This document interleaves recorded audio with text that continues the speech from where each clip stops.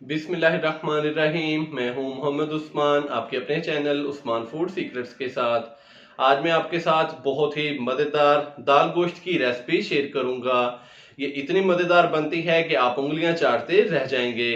तो बिना टाइम ज़ाया किए चलते हैं अपनी शानदार सी रेसिपी की तरफ। बिस्मिल्लाहिर्रहमानिर्रहीम। रेस्टोरेंट स्टाइल दाल गोश्त बनाने के लिए सबसे पहले हम गोश्त को अच्छे से गला लेंगे, तकरीबन 70 से 80% तक। तो जो मैंने गोश्त लिया है वो बीफ का लिया है।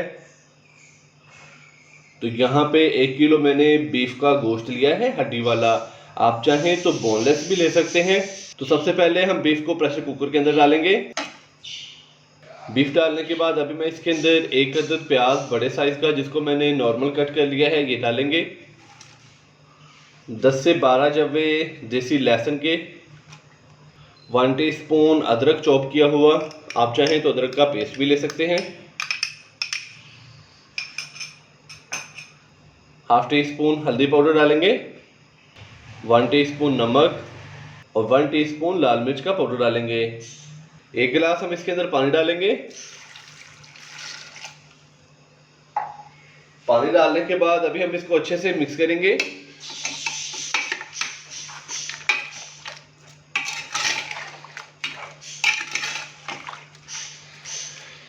और सबसे एंड में हम इसके अंदर टमाटर शामिल करेंगे। 3 से 4 अदद मैंने टमाटर लिए हैं, जिसको मैंने दरमियान से कट लगा के तो 2-2 पीसेस कर लिए हैं।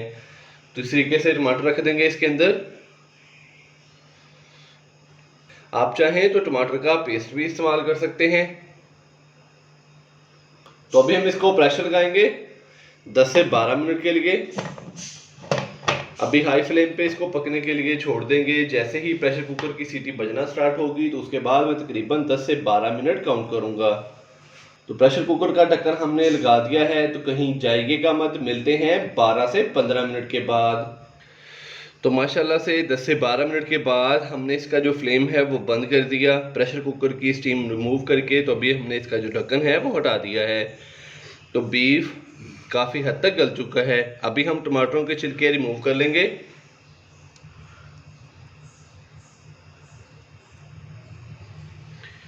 माशाल्लाह से टमाटरों के छिलके हमने रिमूव कर लिए हैं। अभी हम बीफ को कढ़ाई के अंदर ट्रांसफ़र करेंगे या कि किसी खुले बर्तन के अंदर ट्रांसफ़र कर लेंगे। माशाल्लाह से बीफ को हमने कढ़ाई के अंदर ट्रांसफ़र कर लिया है।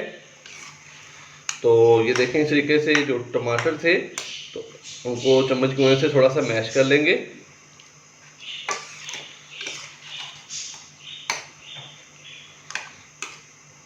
टमाटरों को हमने चम्मच की मदद से अच्छे से मैश कर लिया है। अभी मैं इसके अंदर 1 खाने का चम्मच चॉप की हुई सब्ज मिर्चें डालूंगा। हाफ टी स्पून ज़ीरा पाउडर डालेंगे, हाफ टी स्पून खुश्क धनिया पाउडर। अच्छे से हम इसको मिक्स करेंगे और हाई फ्लेम पे हम थोड़ा सा इसको पकाएंगे, ताकि ये जो कढ़ाई के अंदर अभी पानी है या कि जो बीफ के अंदर अभी पानी है, इसको थोड़ा सा हम खुश करेंगे। तो इसके अलावा दाल चना तकरीबन मैंने 150 ग्राम ली थी, तो उसको मैंने तकरीबन 2 से 3 घंटे पहले अच्छे से वॉश करके तो भिगो के रख दिया था। स्पाइसेस डालने के बाद मैंने इसको तकरीबन 1 से 2 मिनट के लिए हाई फ्लेम पे कुक कर लिया। तो ये देखें, इसका पानी काफ़ी हद तक खुश्क हो चुका है। तो अभी हम इसके अंदर घी या कि कुकिंग ऑयल डालेंगे। तो मैं आज घी का इस्तेमाल कर रहा हूँ, 1 कप मेरे पास घी है। तो अभी हम इसके अंदर घी डालेंगे। बिस्मिल्लाहिर्रहमानिर्रहीम। घी डालने के बाद हम इसको अच्छे से मिक्स करेंगे और हाई फ्लेम पे हम इसकी अच्छे से भुनाई कर लेंगे 5 से 7 मिनट के लिए। घी डालने के बाद हमने इसको 4 से 5 मिनट अच्छे से भून लिया। तो अभी मैं इसके अंदर दाल डालूंगा। बिस्मिल्लाहिर्रहमानिर्रहीम।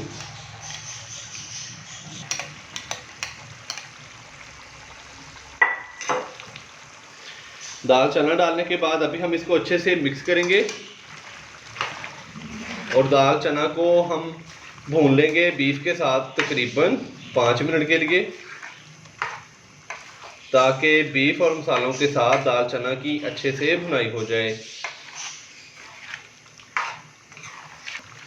अगर आप इस चैनल पर नए हैं और आपने अभी तक चैनल को सब्सक्राइब नहीं किया तो अभी चैनल को सब्सक्राइब कर लें और साथ ही बेल आइकन के बटन को दबाकर फॉर ऑल वीडियोस को सिलेक्ट कर लें ताकि हर नई आने वाली रेसिपी का नोटिफिकेशन सबसे पहले आप तक पहुंच सके। तो अभी मैं इसको 3 से 4 मिनट अच्छे से भून लूं तो फिर आपसे मिलता हूं। दाल चना डालने के बाद मैंने इसको अच्छे से भून लिया 4 से 5 मिनट के लिए। तो अभी मैं इसके अंदर 1 से 1.5 गिलास पानी डालूंगा। बिस्मिल्लाहिर्रहमानिर्रहीम।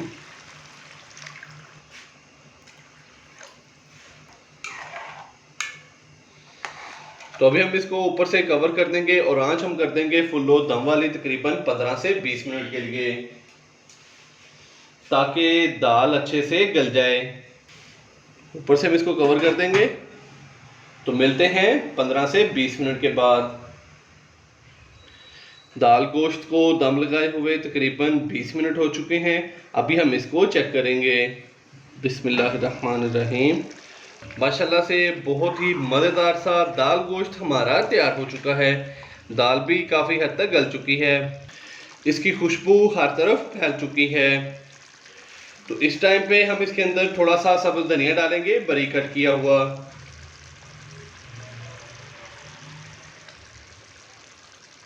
सब्ज़ धनिया डालने के बाद अभी हम इसका जो फ्लेम है वो बंद कर देंगे। माशाल्लाह से बहुत ही मज़ेदार सा रेस्टोरेंट स्टाइल दाल गोश्त हमारा तैयार हो चुका है। आप भी घर पर इसी तरीके से ज़रूर ट्राई कीजिएगा। इंशाल्लाह बहुत ही मज़ेदार तैयार होगा।